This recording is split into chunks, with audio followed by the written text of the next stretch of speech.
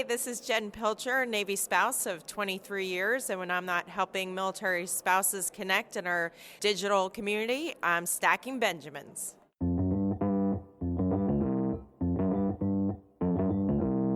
Live from Joe's mom's basement, it's the Stacking Benjamin Show.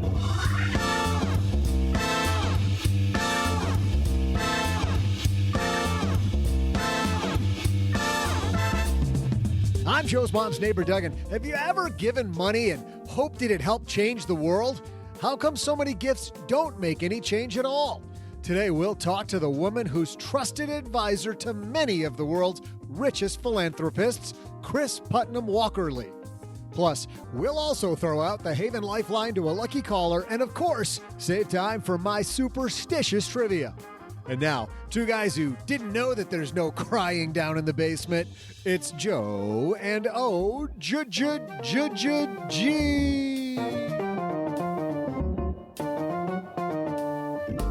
We're crying all the way to the mics. Hey, everybody, welcome to Monday.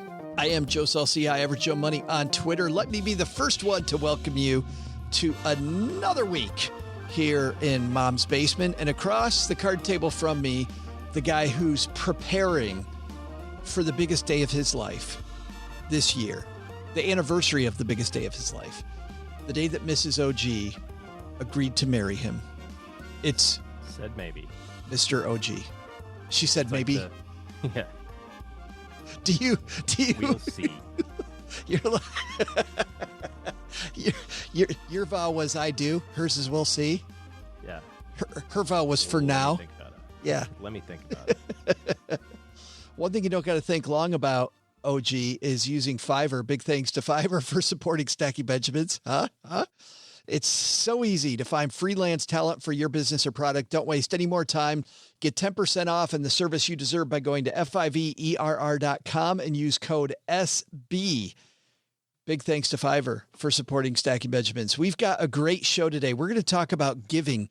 And if there's ever a time, I think that we needed to think about giving and being more giving and how to give better, it's on a day like today. And Kris Putnam-Walkerly is a great woman to talk about that. And even though she works with some huge philanthropists, OG, I think we're going to want to talk about how really we're all philanthropists. Cool. I think that's a way we need to think about life on a day like today.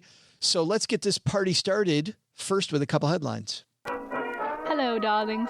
And now it's time for your favorite part of the show, our Stacking Benjamins headlines. Our first headline comes to us from the Wall Street Journal. And this is this is written by Akane Otani and Sebastian Pelajero. Bankrupt in just 2 weeks, individual investors get burned by collapse of complex securities. When William Mark decided to get back into investing after the 2008 financial crisis, he looked past stocks and bonds. That's the problem. Right. I've already identified the issue. Who needs a stock or a bond if I'm going to invest? No, it's better even products. Before that. It's before that. It's the phrase before that. When I got back into it. Yes. After the two. So why were you out of it to begin with? Ready? Oh, the next sentence, it gets better. Needing to play catch up with his retirement portfolio. There you go. Yep. The second you get that gambler mentality, the piping engineer decided to bet on a complicated product he hoped would deliver double-digit annual returns. No offense to pipe engineers. It worked so well, earning him 18% a year in dividends on average, that he eventually poured $800,000 Can't lose, baby. into the investments called leveraged exchange traded notes. Sounds totally legitimate. Or ETNs. When the coronavirus pandemic hit, he lost almost every penny. Quote, I'm 67 years old and I'm basically bankrupt in just 2 weeks, Mr. Mark said. Gotta know when to hold 'em, know when to fold 'em. It just makes my stomach hurt. I wonder how much of the prospectus he read prior to investing. Here's the thing. There is no such thing as a free lunch. It has to be that way. I mean, just think about this just perfectly logically. Let's assume that we have all decided, call me crazy, that the biggest 500 companies in the United States average 10% a year for 100 years. Maybe, just so maybe, that happens to be the exact average. Okay. And along comes an investment strategy that purports to have a 20% rate of return per year. The biggest, largest, most well-capitalized, most financed, most loved, most used companies in the entire history of the country average 10. But yet, there's this thing over here that gets 20. I do not say to you that 20 doesn't exist, because it does. But you have to understand that there's another edge to that. There has to be. Otherwise, think of it this way, no one would put money in the S&P ever again. If there was literally a thing that got twice as much as the other thing with the exact same amount of volatility or risk, in this case, using risk the correct way, then everyone would do that. It has to be that way. It's the same reason why you can't get 10% a year in your CDs at the bank. Because if you got 10% in your CDs at the bank, no one would take the risk of stocks, or stocks would have to average higher rates of return because you're putting capital at risk. So for every unit of risk, you have to get a better return. This is why small business owners generally are reticent to put money in the stock market. And I talk to people all the time. I say, well, why should I invest in the stock market? It's not because we're going to get better returns in your small business, because if you're a plumber, you know exactly how much money it takes for you to generate $1. You know exactly how many service calls, exactly how much advertising. And when you say, hey, I made 50 grand this year, and if I put 10,000 of this back into a new tool or a new technology or advertising, you know exactly how much return you're going to get on that. Easy to compute the return on investment. And you do for small businesses. But I will tell you this, if you're a small business owner and your business is growing at 10% a year, and you're like, I've got an extra 20 grand this year of profit. What should I do with it? You're a fool to put it in your business at 10%, because Amazon grows at 10% a year. You have to grow at 20% a year because you have that much more risk. You know what I mean? Like, you have to have a better risk return profile. So if there's this public investment out there that's like, oh, this magical thing that I'm going to get 18.5% a year on, there's a catch. And people just get suckered into it. And you're right. I think it just gets to the point where it's like, hey, I've made all these mistakes, or life happened and it got away from me. And all of a sudden I woke up and I'm 50 and I haven't saved a penny. I got to swing for the fences on every single solitary pitch. And the bad news about what happened to this gentleman is he also had early success doing it, which is, by the way, the worst thing. That is absolutely the worst thing that could happen. I can think of two corollary stories to this. One being recently, let's call it the last decade, how large U.S. growth companies have trucked everything else. It is increasingly more difficult to convince people, and even to convince yourself, that you should have a diversified portfolio. When you go, yeah, but the S&P's kicked everyone's butt.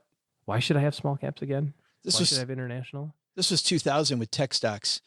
I remember in 1999 getting fired because my diversified portfolio performed in the mid 40%. And I got fired because his buddies were doubling their money and he wasn't. Yeah.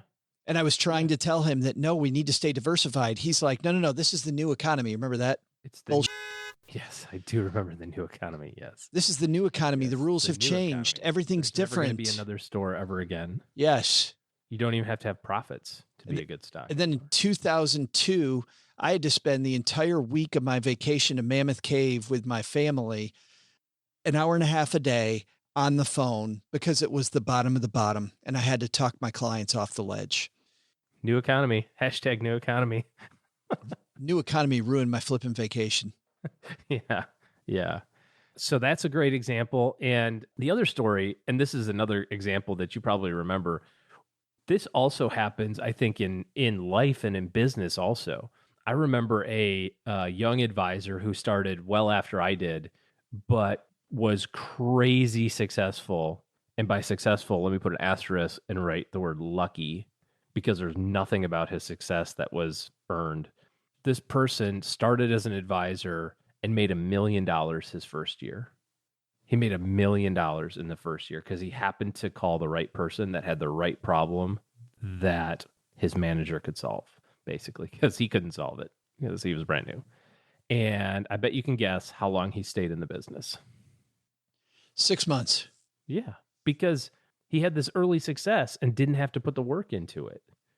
This is true with almost everything. If you find yourself we're not talking about investing anymore, but if you find yourself in a new endeavor and you're crushing it, that's going to be even more difficult to stay with it, because people ahead of you maybe have put in a lot more energy and effort to get the same results or less results. And if you happen to have that combination of panache and luck that just works out, just recognize that you may be in for a period of time where it's not so fun. But this is ever so true with investing, and dang, it's painful to read this crap. Our friend Larry Swedrow, who's been on the show, he's chief research officer at wealth management firm Buckingham Wealth Partners, and just an all-around great guy. Smart dude. Larry said, if institutions aren't buying this, the retail investor shouldn't be either. Otherwise, they're the sucker at the poker table that doesn't know it. I love the way Larry puts stuff. He says, if a product is so complex you can't explain it to your partner, then you shouldn't buy it. I think that's a great place to leave that one. Yeah. Our next headline comes to us from Market Watch. This is written by Jacob Passy. If airlines keep the middle seat empty due to fears of coronavirus transmission, will air travel become more expensive? I've been thinking about this a lot lately. Haven't you? Yeah, I haven't, but I mean, yeah, at some point we're going to return to the air, and you have to wonder how V-shaped the pricing is going to go. Ever so it must be thus. On airline tickets. It costs a certain amount of money to put gas in an airplane, right? And it costs a certain amount of money to put a few pilots up front and some, flight attendants in the middle and people to throw your bags on, and the fees to land at the airport and taxi to the gate. Like, all that costs money. And if there's less people writing checks, it only stands. The money's not coming out of the board of directors pockets. Right. Exactly. At American Airlines. They're not like, you know what? We should throw a little into the kitty. The business isn't doing so great right now. Let's all pitch in. Well, we saw how they got in this mess in the first place. I mean, hey, how do I keep the stock up? I know we're going to do a bunch of buybacks instead of keeping an emergency fund. That's what we're going to do. Yeah. You know why? Yeah. Oh, we're going to go down this path? I didn't know that you were one of these guys. Okay. You know why? Because airlines are essential and people won't let us go bankrupt, which is funny because I read a fantastic piece recently that completely changed my mind on this, because when I first heard that, I said, okay, regardless of that, yes, airlines are essential. Yes, we need to fly. We need to be able to do that. And then somebody goes, no. Airlines are not essential. You know what's essential? Aircraft. And if a company goes bankrupt, here's how it works. They sell the assets, and another person who actually knows how to do the right thing with your money comes in and picks up the pieces. Yeah, there's hangars full of aircraft right now. Isn't that how Branson started Virgin Atlantic or Virgin Airways? I haven't studied it, but I would imagine. Oh, he like literally had to fly from one place to another, and the ticket was $1 bajillion. So he went, screw this. And he chartered a 737 and like stood outside the airport and sold his own tickets. Some variation of that story. It almost sounds like I could make this work. The story of Southwest Airlines is, just being scrappy. Look at JetBlue in the early days and getting started, and how in a lot of ways, and you kind of wish they did even more, some of those companies revolutionized air travel and kept the big boys honest. But anyway, I don't want to get into a discussion about saving the companies, but I think prices might go up. Let's see what Jacob says. He says, airline tickets are cheap right now, but don't expect that to last forever. Well, there it is. Done. Okay. All right, moving along. I'm exhausted. He said, how cheap are flights? You can book round trip airfare in August between New York and Los Angeles for $62, according to a search on travel website Kayak. For less than $200, you can get round trip airfare between Miami and dozens of destinations across Latin America and the Caribbean. Probably go to Brazil. Well, can't go to Brazil right now, can you? Be nice. You could just peer over into Brazil from whatever country is next to Brazil. Airlines have slashed the price of tickets as demand plummeted in the face of the global coronavirus pandemic. They've flown practically empty planes, and pilots and flight attendants have faced the risk of furloughs and layoffs as airlines business is tanked. Meanwhile, travelers are sitting on millions of dollars in vouchers from carriers like Delta, American, JetBlue. The bad news about those vouchers, OG, is that no idea how to get them. I'm trying to book an airline flight, and when I canceled mine, I said, "Well, how do I get the voucher?" Like, we got it. I said, "Cool. How do I get it?" And they said, "It's on your account. Just call us when you're ready to use it." Like, I don't really want to call anybody ever again. That's waste everyone's time. Can I just have like a number or something? Like, just, we got to go. Trust us. We're good for it. Click. There's no incentive for them to keep prices low because those vouchers are worth more the longer they keep them low. And think about the millions of bucks they have to get through that they promise people for the canceled flight. Yeah. Like, because you missed a flight this spring does not mean you're going to take 2 in the fall.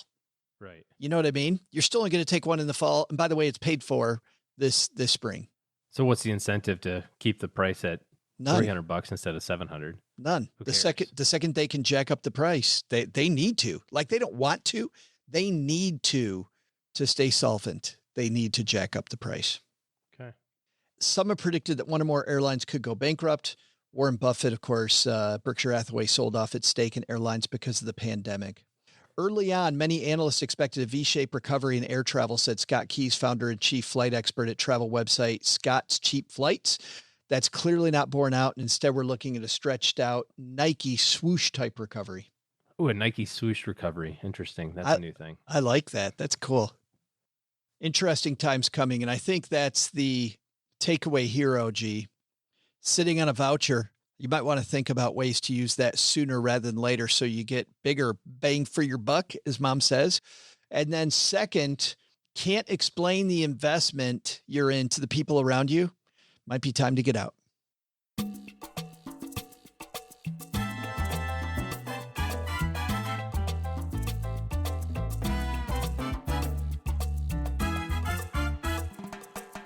There is nothing I'm more excited about talking about right now than giving. And I think that more than ever, being a part of a community and giving, super, super important right now. That's why I was so excited when I saw this new book by Kris Putnam-Walkerly. For 20 years, top global philanthropies and ultra high net worth donors, celebrity activists, foundations, Fortune 500 companies, they've all sought Kris's advice so that they could increase the impact that they have on giving.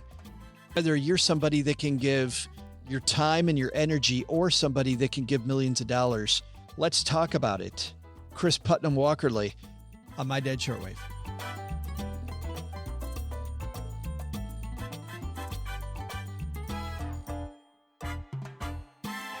And joining me on My Dad Shortwave, it's our new friend, Kris Putnam-Walkerly. How are you? I'm awesome, Joe. How are you? Well, I'm fantastic, but I'm wondering this from you, Kris. Let's talk about this elephant in the room. I don't know if you've seen, there's been this pandemic thing going around, but apparently it's all over. We don't leave the basement, so I don't know. But how has that changed the face of giving in America? Great question. It's changed it quite a bit, and hopefully for a while.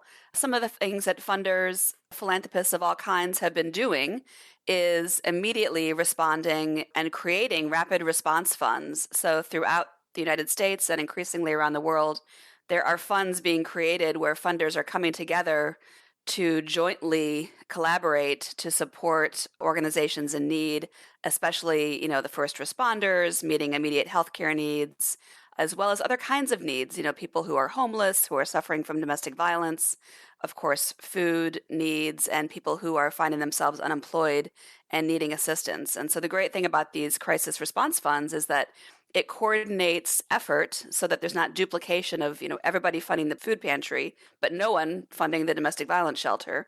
And they really allow all kinds of funders to come together. I mean, anybody can contribute. So that's one. Another response has been, foundations, especially and corporate givers, have been removing a lot of the tight restrictions that they previously had on grants and grantees. So many funders have, just allocated additional funds to their existing grantees. They didn't have to apply for that money. I know one foundation, the Robert Sterling Clark Foundation in New York, just gave all of their grantees an extra entire year of funding, no questions asked. Many have been telling their grantees, whatever you were planning on using the funds for before this crisis, now you can use it for whatever you think is most important right now, because obviously everything has changed. And we trust you, nonprofit leader, to spend and allocate that money as best you see fit. So those have been some great changes, and really offering a lot of, what we call core operating support, which is just money to do whatever you think is the right thing to be doing at that time. And I'm really hopeful that a lot of those new best practices will stick beyond the pandemic, when we're in recovery and, when this is a thing of the past, because it is really helpful to be able to get the money out quickly and into the hands of people and organizations that really know the best way to spend it. We've already seen with the payroll protection program for businesses that there have been concerns about waste as the government handed out money really quickly. As foundations release the purse strings more quickly, do you expect 6 months from now we're going to see a lot of exposés about waste happening in the philanthropic area?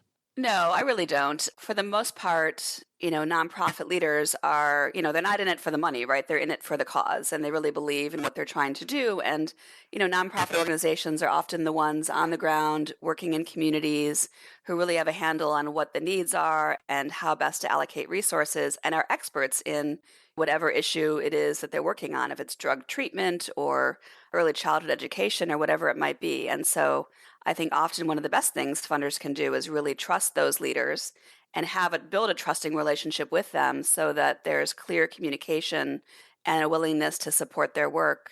I think it's highly unlikely that we're going to find 6 months from now a nonprofit leader has, absconded with the money and taken off to the Bahamas. I think more likely we're going to find some amazing innovation on the part of nonprofit organizations in terms of how they pivoted and adapted and used the funding. I want to jump into how all of us are really philanthropists, Kris. But to get there, the world of philanthropy's expanded a lot. I know we hear a lot about these things called donor-advised funds, where instead of having the expense of setting up a foundation, the average person can get more involved in giving. Could you explain to our listeners how a donor-advised fund works and what it is? Absolutely. A donor-advised fund is essentially, think of it as a charitable checking account. So let's say you have $5,000 or $50,000 or $5 million, or whatever the amount is.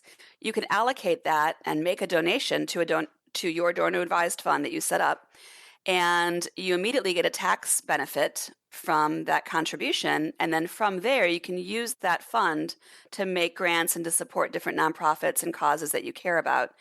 Another added value is when you set up one of these donor-advised funds, you're setting it up within an existing organization. So it could be your local community foundation, and there are community foundations across the country and around the world whose job it is to raise money from people in that community and then give it away to organizations and needs in those communities. And they often have a really good handle on what those needs are. They know the organizations, the nonprofits, and they can help you understand, which are the right nonprofits to support. And they handle all the transaction. They handle the issuing of the check and the follow-up and the tax reporting and whatnot for you.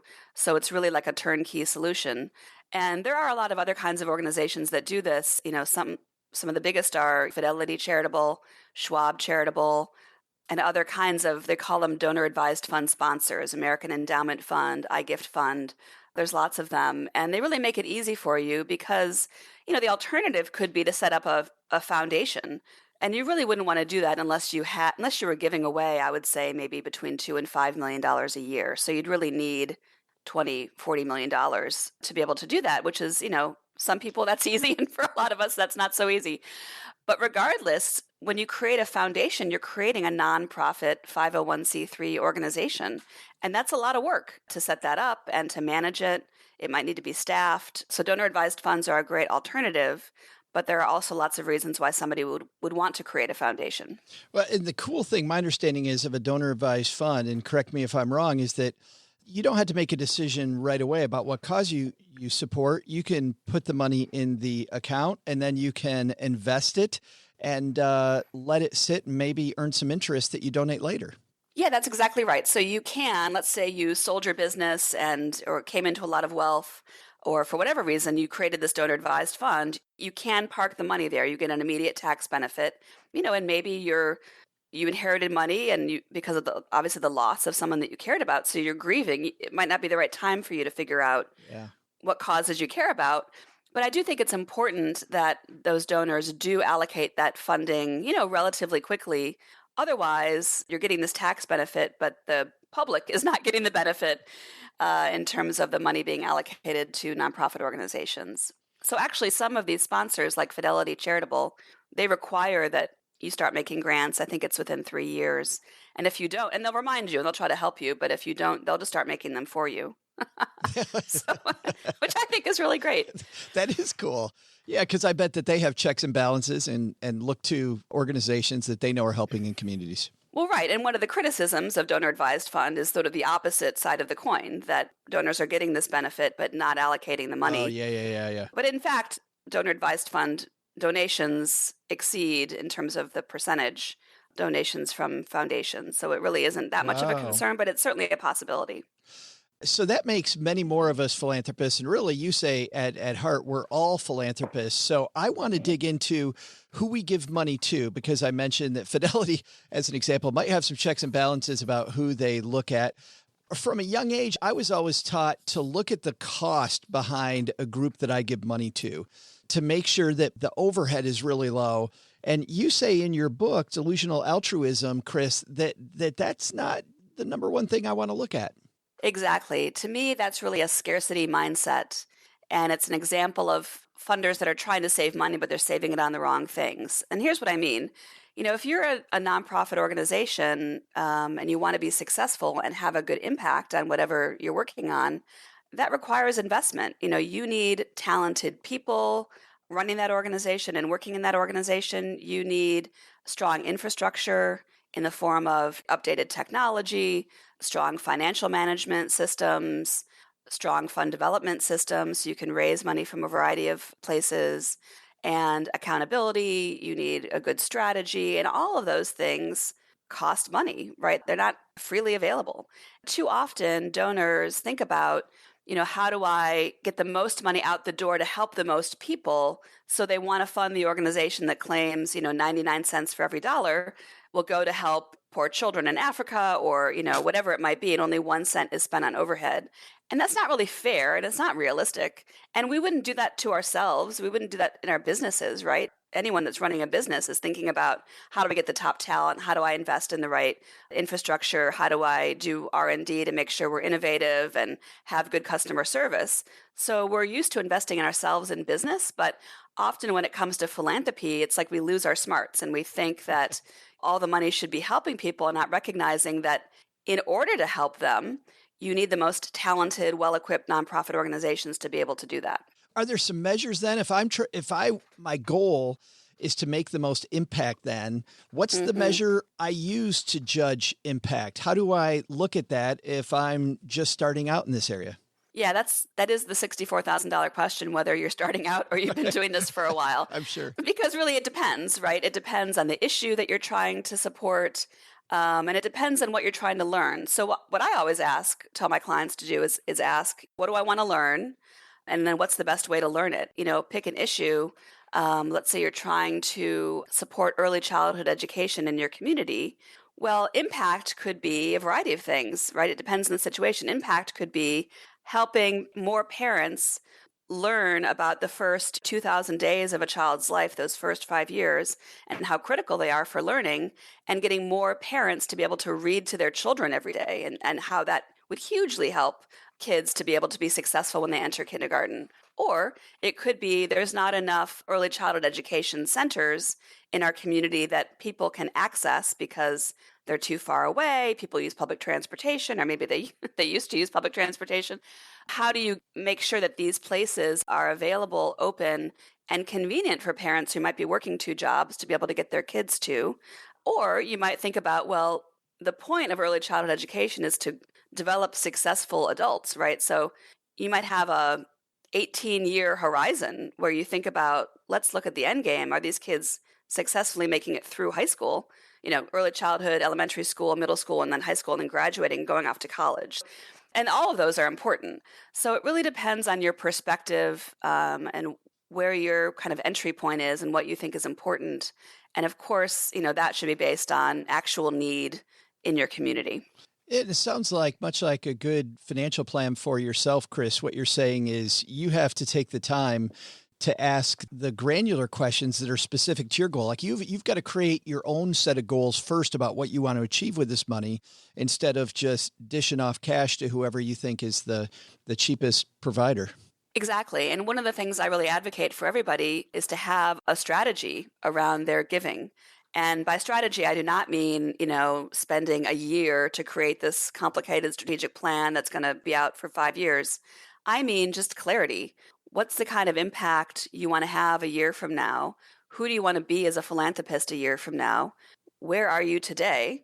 Whatever that is. And what do you think are the 2, 3, 4 most important things that will help you get from where you are today to where you want to be within a year? I can see families, Kris, even talking about this though around the dinner table. I mean, you work with some of the biggest organizations and people that are giving millions and millions of dollars, but I could totally see a family around the dinner table talking about, what do we want to achieve with this money that we're giving away?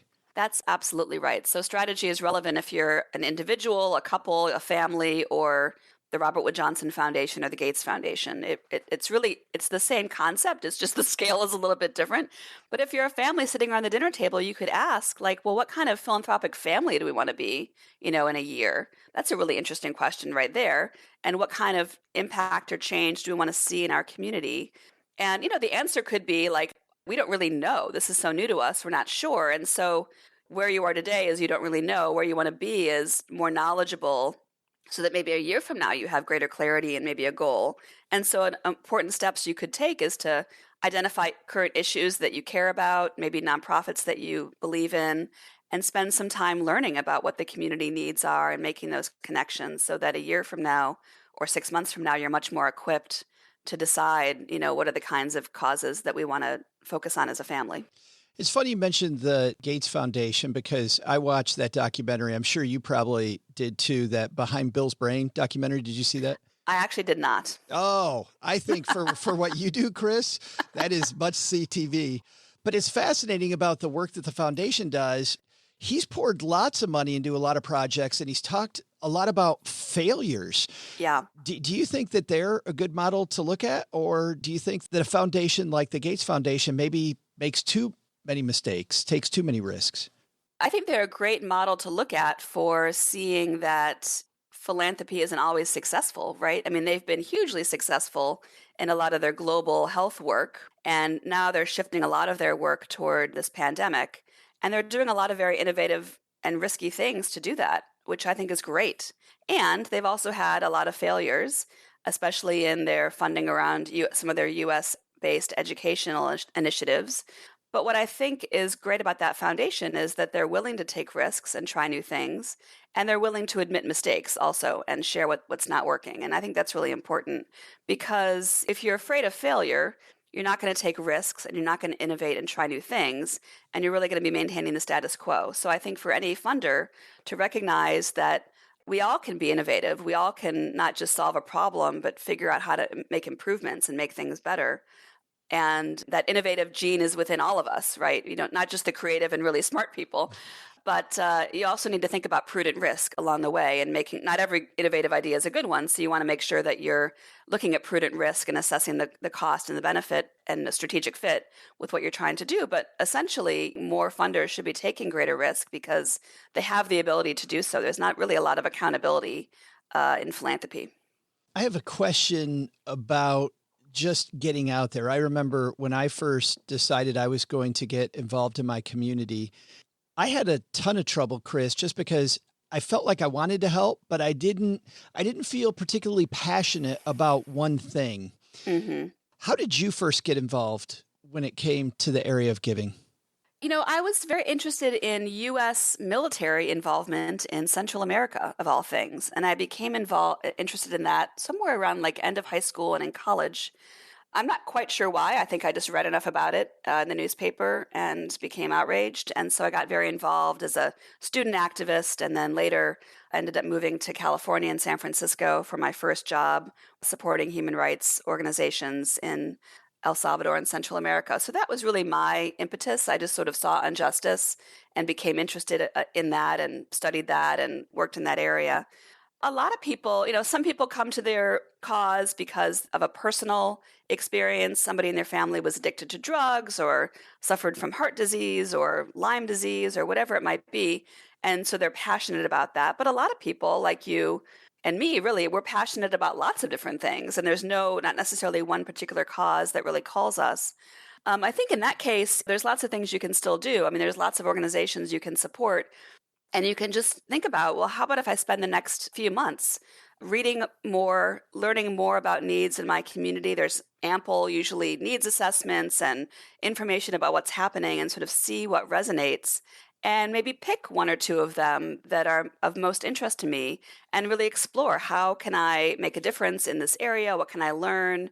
Which are the best organizations to support? It doesn't need to be just in your community. It could be globally, or it could be a national issue that you're wanting to support. But start somewhere, learn, and begin funding and supporting those causes, and see what you learn about the impact that you're having with your giving. I found for me that was specifically the case. Once I got out there and I got my hands dirty, everything changed. All of a sudden, I got much more passionate. Exactly. And we talked a little bit before about, everyone's a philanthropist. And I believe that, we don't just give our money, but we give our full selves, right? We can give, people refer to their time, talent, and treasure, right? You can volunteer your time, the talents that you have, be it you're a musician or you have scaled businesses or you know a lot about accounting, whatever it might be. You have talent and insights and experience that others could really benefit from. You probably know people in your community who you could connect to nonprofits. You might know bankers, and nonprofits certainly needed good relationships with bankers in the past few months as they were desperately trying to figure out how to respond to some of these federal loan programs. So there's lots of ways that you can help beyond giving money. Of course, money is always helpful, but I think it's important for funders to think about holistically who they are and how they can make a difference. One of my favorite chapters of your book, and sadly we're not going to get to it, is chapter 10, and it's how to go faster. You talk a lot about stripping away bureaucracy, making impact quicker, and I just love this. And by the way, even for people that aren't interested in giving, I don't know why you wouldn't be, but even for people that aren't interested in giving, just this idea of finding ways to go faster, working on your own priorities, thinking through things a little more clearly before you get into action. Just fantastic. The book is called Delusional Altruism: Why Philanthropists Fail to Achieve Change and What They Can Do to Transform Giving. It's available everywhere, Kris? Absolutely. You can go to delusionalaltruism.com and get links to all the retailers that are selling it. But of course, it's available on Amazon. And you also, on your consulting website, I noticed we kicked this off by talking a little bit about COVID. You have quite a few resources around COVID on your consulting site as well. I do. And one resource that your listeners can turn to is a document. It's an article called 6 Mistakes Funders Make in a Crisis and What to Do Differently. And you can download it. It's free if you go to 6crisismistakes.com.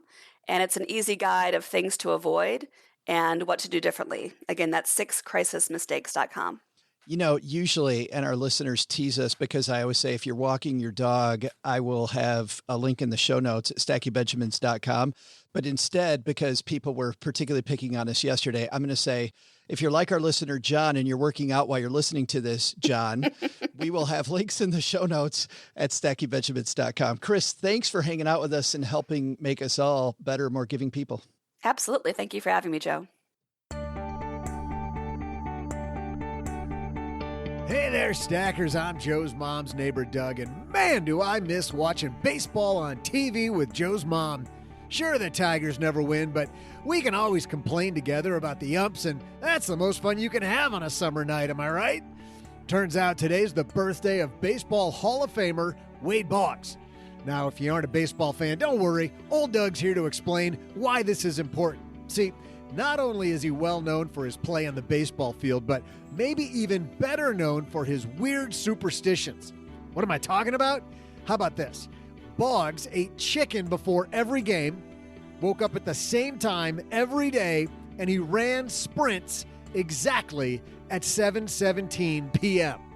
Well, if superstitions got that guy into the Hall of Fame, then surely they can help this guy get baseball back on TV. While I figure out all of my routines and exactly when I'm going to do them, why don't you take an at-bat with today's trivia? The question is, one beer company made a ton of money off Wade Boggs. Legend has it, Boggs once consumed 64 beers on a cross-country flight from Boston to L.A. And while the number is disputed, the beer of choice is not. What's Wade Boggs' favorite beer? I'll be back faster than you can go way back, and gone! Well, the pandemic has made you think about working from home, and you've decided to either get serious about that side gig or that passion project you've been working on. You may wonder, like I did when I first started searching around for help and expertise at a reasonable rate, where am I going to find that? The place to find great help so you can quickly pivot to meet your goal is Fiverr. There you'll be able to find on-demand talent. You know how much it costs. You can be certain that they'll deliver it on a timely basis. Fiverr's platform helps keep businesses moving with a network of trusted freelance talent. We've used Fiverr for everything from copy editors for the show to graphic design to, for us, lots and lots and lots of voice talent in many of the segments that you've heard here on Stacking Benjamins. The reason I went to Fiverr initially was because I didn't know where to look. And the reason I've stayed with Fiverr, though, is because of the fact that I've had such a great experience. And even though all the producers I find on Fiverr don't know each other, I can sort so easily and find the perfect person that it makes it simple for me to find somebody who's best in class at exactly what I need, and I don't have to wonder about it. So whether you're launching your first business, scaling your current business, or in need of extra support to complete a project, Fiverr's here to help you evolve, adapt, and grow. Fiverr connects businesses with freelancers who offer hundreds of digital services, including graphic design, copywriting, web programming, film editing, and more. You'll find what you're looking for instantly. You can search by service, deadline, price, reviews, and more. And you know exactly what you're paying for up front. No negotiating needed. 24/7 customer support, quality talent you can count on. Sellers have worked with some of the most influential brands in the world. It's really cool when we're able to hire somebody that has a history of working with big brands, and man, do they deliver. Check out Fiverr.com today and you'll receive 10% off your first order by using code SB. Because you're a stacker, it's so easy. You'll find all the digital service you need in one place at Fiverr.com, code SB. 10% off your first order because you're a stacker. That's Fiverr.com, code SB. Hey, superstitious trivia fans, I'm back, and not a moment too soon with your trivia. In fact, I timed it. From this point on, I will wait exactly 96 seconds for the trivia break. And each time Joe comments on one of his transitions, then I gotta spit in a spittoon. Yeah, we got one of those down here. And last, and certainly not least, I will eat a nice big bowl of chili with extra beans before each and every show. Now, I'll go ahead and apologize right now to everybody about that. But look, if it brings back baseball, then it is all worth it, isn't it? Now that my routine is set, let's get back to today's trivia. The question is, one beer company made a ton of money off Wade Boggs. What's Wade Boggs' favorite beer? Well, old Wade drank only Miller Lite, which I hear is like having sex in a canoe. Why? Because they're both close to water, that's why. Now that that's done, let's go get baseball back, should we? See ya! Potty mouth. Nothing like the same old joke regurgitated from Doug. I have to say, I never heard that joke, but that's pretty funny. Maybe heard it 96,000 times, but it is funny. Might be why Doug quoted it again. Hey, big thanks to Kris Putnam-Walkerly for talking about giving.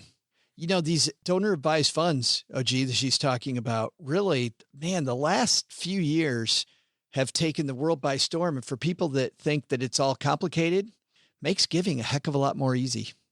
Could you say easier instead of more easy, which is not a word? Makes giving a lot be easy-ish.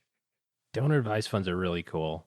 You can still give to whoever you want or whatever you want, but it allows you the opportunity to use some of that compounding to help with your giving.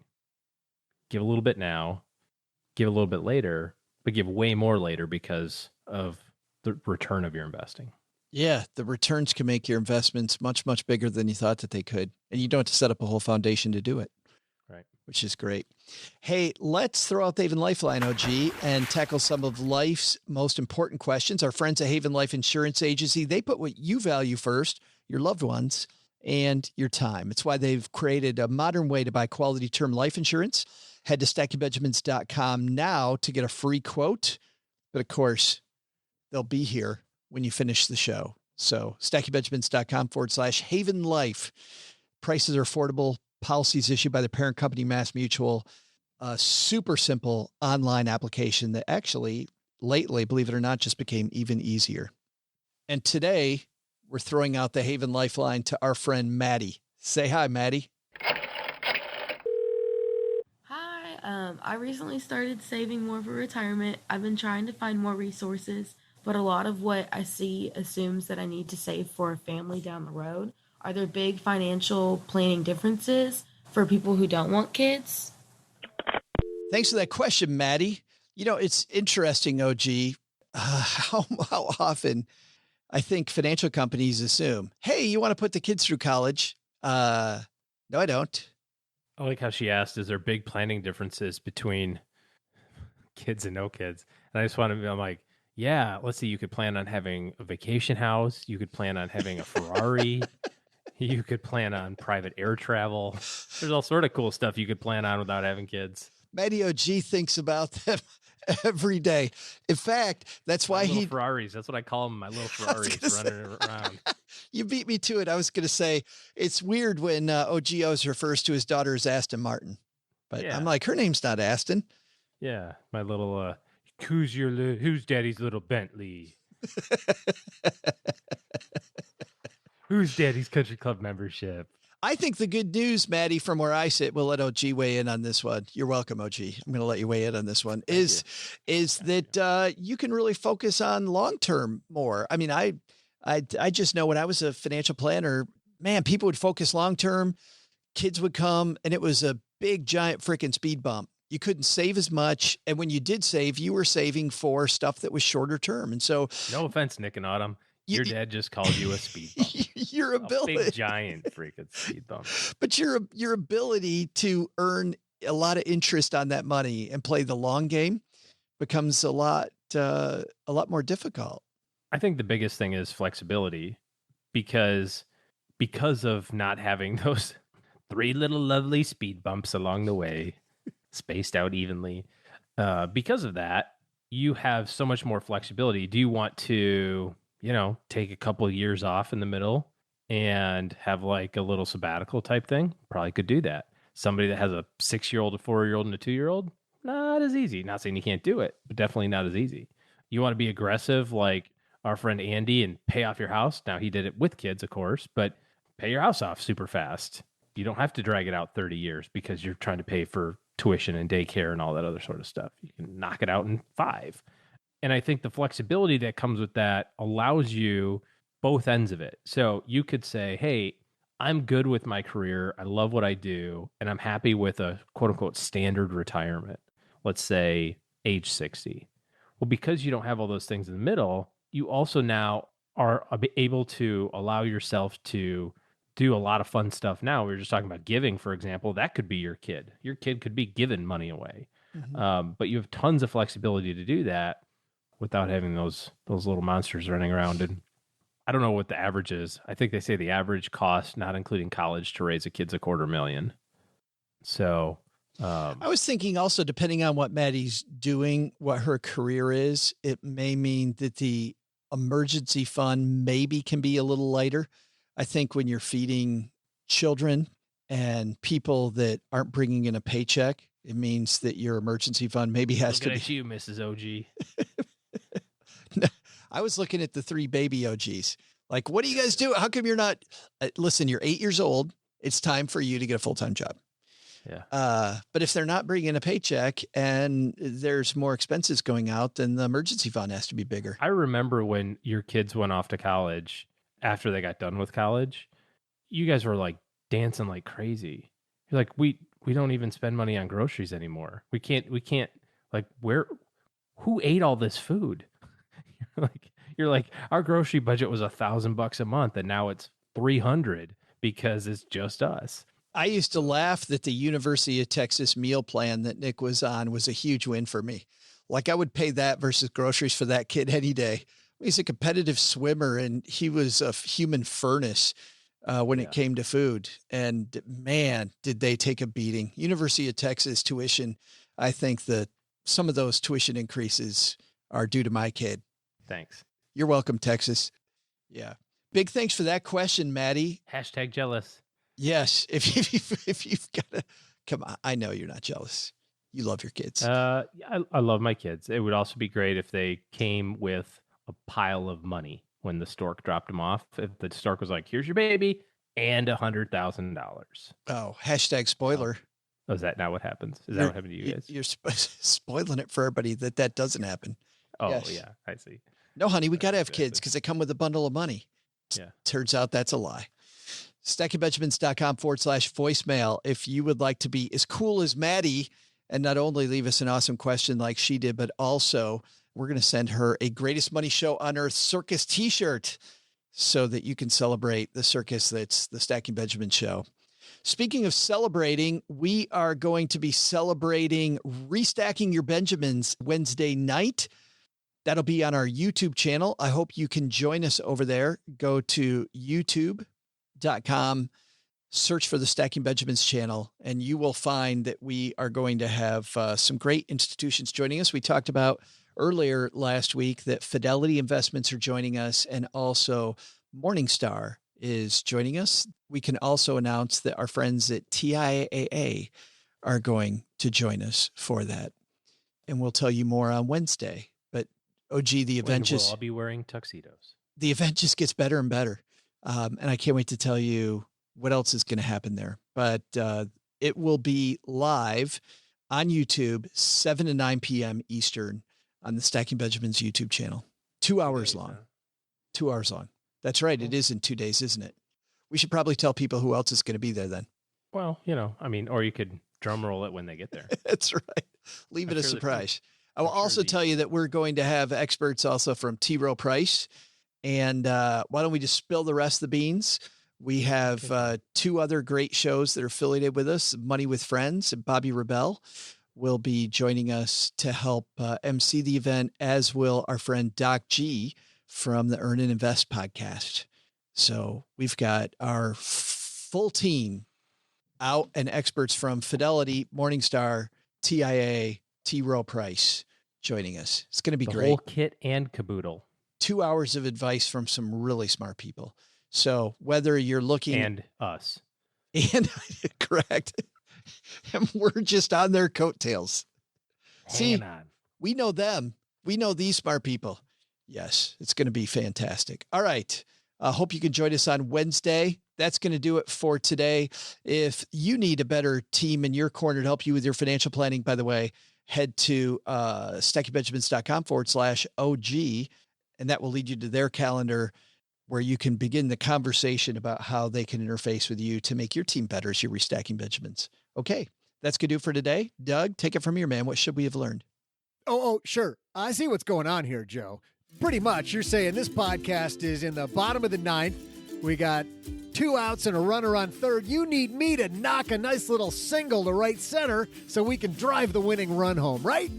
You bet, man. First, take a lesson from our headline. Want to lose money? Invest in a bunch of stuff that sounds cool, but that you really don't understand.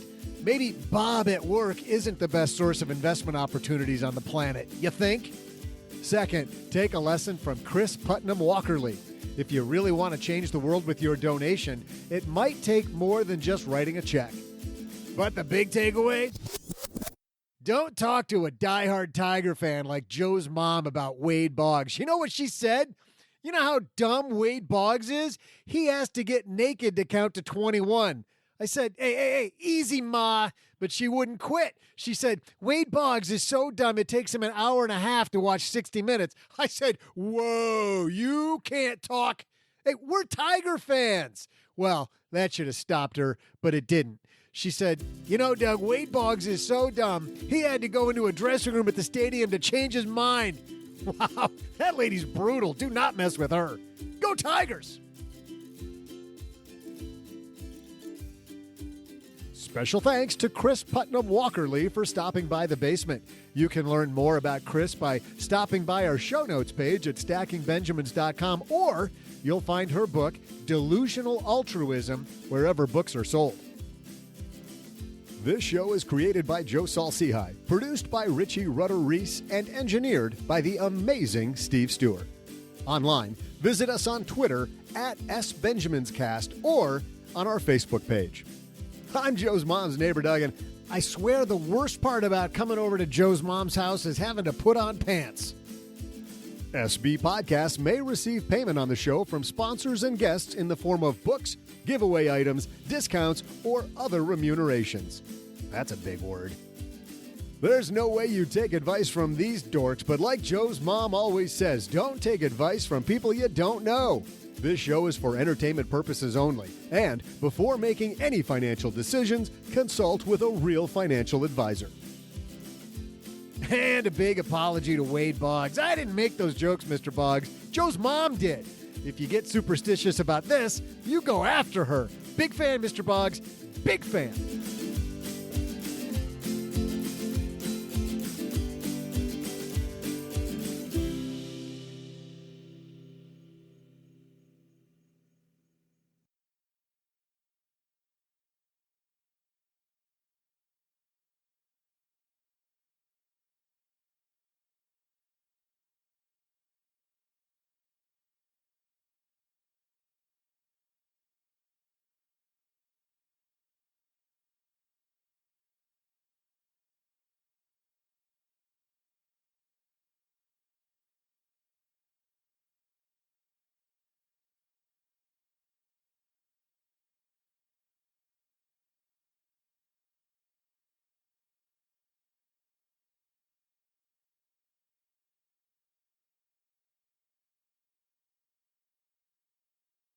So we were talking about early successes and people getting the wrong lesson. That story of that guy, man. I had that happen when I first learned to play craps, and I was giving financial planning speeches on behalf of other advisors, and the top advisor in the nation for Ameriprise. Well, what's funny is the top advisor in the nation for Ameriprise, he had offices in Detroit, where I was, and in Las Vegas. And so he hired me to do a couple of Detroit events. Then we had great success. So he said, "I want to fly you to Vegas to do a bunch of events there." So I went to Las Vegas 4 times, I think, to give financial planning speeches, which is, to your point, an oxymoron. And they always were at a casino, in a ballroom at the casino. But I don't really gamble at that time. At that time, I didn't really gamble. And frankly, I still gamble maybe once a year because the whole slot machine thing doesn't interest me. Blackjack, seems very mechanical. You got a rule, you stick with it. Okay. I heard one guy say recently that Las Vegas is for people who don't really understand odds. There are a lot better odds that you can have on your money. But I do like the excitement and the yelling and hollering I always have around the craps table. I just could never understand it.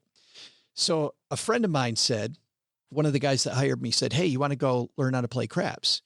To his assistant, Beth, and I, both of us. And we both said, "Yeah, I've always wanted to learn how to play craps."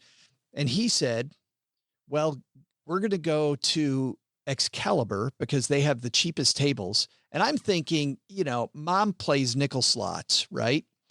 I'm thinking, okay, what's a big amount of money to take with you when you go gamble? Maybe $20, $50. He goes, "You should probably bring $300. You can get away with $200. And I went, "Oh my God, no." But I'd already committed to it. And I knew, by the way, then if I called home and I told Cheryl that I was taking $200 out of the bank to gamble, that there were going to be some problems. So I didn't know what to do. You think? I didn't know what to do. So you know what I did? I did the dumbest thing possible. I went to the ATM. I took out the $200 and I said, I hope this goes well. And I go to the table and Mark stands there with Beth and I, and he said, okay, do you want the quick rule instruction or do you want the long instruction on how to play craps? Guess which one Beth and I picked? Quick. The quick one. He said, okay, here's the quick one. Take your $200, hand it to that guy with a stick because that's where it's going. Which didn't give me any feeling that was good at all. I'm like, oh, this is going to suck. He goes, okay, now I'll tell you the long way. And he showed me how to play. And within a half an hour, OG, I'm up $80 on my $200, which was bad because I thought this game is freaking phenomenal. So then this is easy. So then the next day, this guy that doesn't gamble, I take $200, which now, by the way, is only $120 of my money because I'm doing that math. I'm like, hey, Cheryl can only hate me now if I lose 120 because I got the 80 that I already have. So I'm in less hot water if I do this. So I go down again, and guess what happens? I win $80 again in about 25 minutes. And so the next time I go to Vegas, I go to the casino with my $200. I win $80 again. I think it's fantastic. So I'm back in Detroit. I took some clients to a hockey game, and my client casually says that he likes to go to the casino once in a while. And I said, very truthfully, I'm like, I really don't gamble, but recently I started playing craps. I just learned how, and this game is fantastic. In fact, I've won every time. And I laughingly said, and it seems too good to be true, but I think I have a good system. Like I think I have cracked the lock. You have finally figured it out. I've got it to the point that I ordered a casino game for my computer. And I don't know what happened on this game, but even playing the computer game, I used the same thing and I was winning. I'm like, if I just stick with this and do all the stupid things I see people do at the table, if I stay very conservative, I will win money. So I go to the casino with my client. I'm like, yeah, let's go to the casino. They go off to play some slots and I go to the craps table. I'm thinking maybe 7 minutes in and I've lost all my money. So then I think this never happens. This doesn't happen. And this is kind of like this guy in this Wall Street Journal commercial, right? I'm like, hey, this doesn't happen.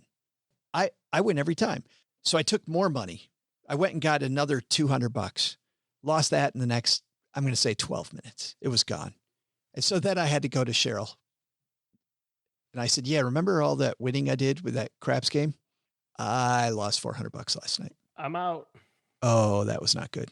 So fast forward a few years later, many years later, my son has his job in Seattle and we're driving across country. And he said, Dad, I've heard you talk about craps before. I'd like to learn how to play. I'm like, cool. My son and I on this road trip across country, we saw the Cadillac Ranch, all those Cadillacs. No, that's the Bunny Ranch. No, we didn't see the Bunny Ranch.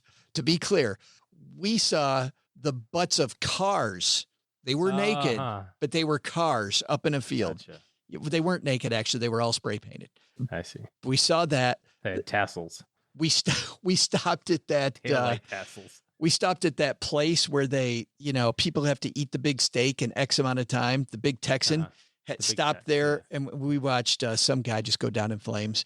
But anyway, we had fun. We went to all these places. So we go to Las Vegas, and Cheryl is doing a continuing education class for her job there. And so Nick and I go gamble, and I take him downtown. It was super fun. I show him how to play craps. I crack the same stupid joke about, you want to know the quick way or he falls into that too. Yeah, show me the quick way. So I teach him how to play.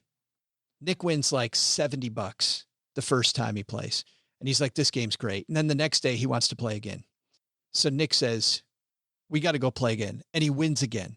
And then, he wins again the next night. And then he wins against the next night. And you've seen this movie. And he's just every day he's packing he's like, Dad, we going to go gamble. So we're there for the last day we're there, day 3. And Nick says, let's go down to the craps table. So we do. And immediately I'm up like $120. but we had a show the next day. So I said, hey, I'm going to go up and edit the show. And Nick was up maybe $70 or $80. And I said, you should probably leave too. But he's like, no, man, I'm staying down here. This is fantastic. And so I go up to the room and Cheryl said, how you guys doing? And I said, I made money again. It's unbelievably lucky. I mean, now I know it was unbelievably lucky. I said, but I think we have a problem. It's our son's first time gambling. He's been more excited about it. He got excited on day 1, more excited on day 2. He's thrilled here on day 3. I am super worried about our kid. About an hour and 15 minutes later, Nick comes in and slams the door. And Cheryl's like, what's going on? He's like, I lost all my money. Yes. And then I took the money I won and I lost all that too. This is stupid. We got to get out of here. Cheryl and I are like, oh, thank God. Oh, thank God.